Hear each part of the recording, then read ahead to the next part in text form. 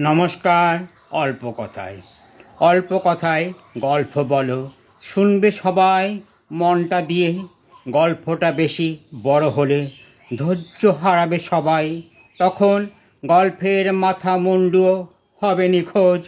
সময় থাকতে গুছিয়ে নাও তোমার গল্প, সময়টা হয়ে গেলে অসময়, গল্পটাও হয়ে যাবে ওলট পালট।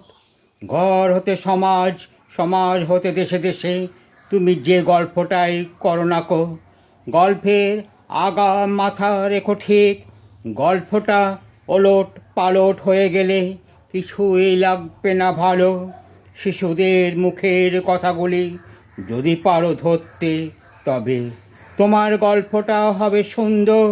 জীবনে চলার পথে দাদু ঠাকুমার গল্পগুলিও মনে রেখো। অল্প কথায় গল্প বলো।